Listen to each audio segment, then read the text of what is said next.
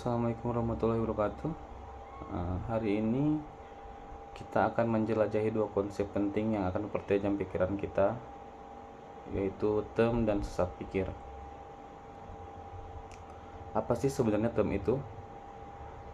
Kita bahas dari term dulu. Term adalah kata atau rangkaian kata yang memiliki makna yang spesifik dan dapat berfungsi sebagai subjek atau predikat dalam sebuah pernyataan. Contohnya buku. Kata buku memiliki frasa langit dengan frasa langit biru atau konsep keadilan adalah contoh-contoh term. Nah, term ini ternyata mempunyai beberapa jenis. Nah, kita akan fokus pada 3 jenis term berdasarkan luasnya.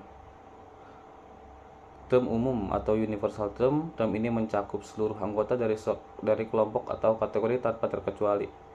Ketika kita mengatakan semua kucing adalah mamalia, kata kucing di sini adalah term umum karena merujuk pada setiap individu kucing yang ada. Term yang kedua adalah term khusus atau particular term. Term ini hanya mencakup sebagian anggota dari suatu kelompok, biasanya ditandai dengan kata-kata berapa, sebagian, atau angka.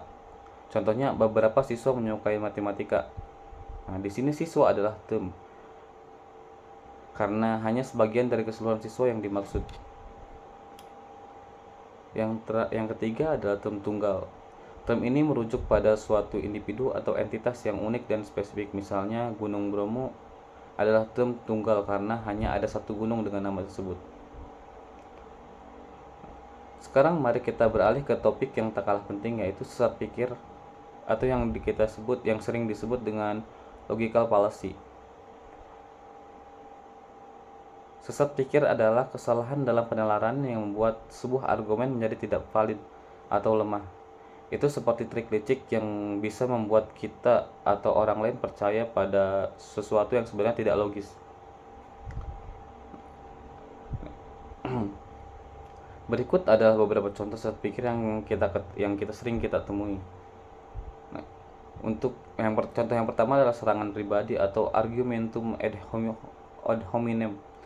Alih-alih mengkritik argumen seseorang, kita malah menyerang karakter atau kepribadian seorang tersebut. Contohnya, jangan percaya omongannya, dia kan orangnya suka ingkar janji.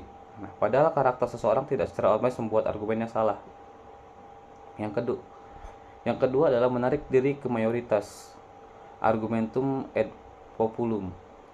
Kita menganggap suatu hal benar hanya karena banyak orang yang mempercayainya atau melakukannya. Contoh, semua teman-temanku pakai merek ini, pasti yang ini paling bagus. Popularitas tidak selalu menjamin kualitas atau kebenaran sebenarnya. Yang ketiga adalah pilihan palsu atau false dilemma. Kita menyajikan hanya 2 pilihan ekstrim sebagai satu-satunya kemungkinan. Padahal sebenarnya ada pilihan lain yang mungkin. Contohnya, kamu kalau tidak mendukung kebijakan ini, berarti kamu tidak cinta negara. Ini mengabaikan kemungkinan adanya pandangan lain yang berbeda namun tetap cinta negara. Lalu bagaimana cara kita menghindari jebakan sesat pikir ini? Ada beberapa langkah sederhana yang kita terapkan. Yang pertama adalah berpikir kritis. Selalu ajukan pertanyaan mengapa dan cari dasar atau bukti yang kuat untuk setiap klaim. Yang kedua adalah fokus pada argumen. Evaluasi ide atau pernyataan berdasarkan isinya, bukan berdasarkan siapa yang menyampaikannya. Yang ketiga adalah cari informasi yang valid. Jangan mudah percaya pada informasi yang tidak jelas sumbernya. Lakukan riset dan verifikasi fakta tersebut. Yang ketiga, buka diri pada perspektif lain. Cobalah untuk memahami sudut pandang yang berbeda dengan jangan terpaku pada satu keyakinan saja. Dengan memahami apa itu term dan mewaspadai berbagai bentuk sesat pikir, kita akan menjadi pemikir yang lebih tajam dan mampu berkomunikasi dengan lebih efektif. Ingat, berpikir jernih adalah kunci untuk mengambil keputusan yang tepat dan memahami dunia di sekitar kita dengan lebih baik.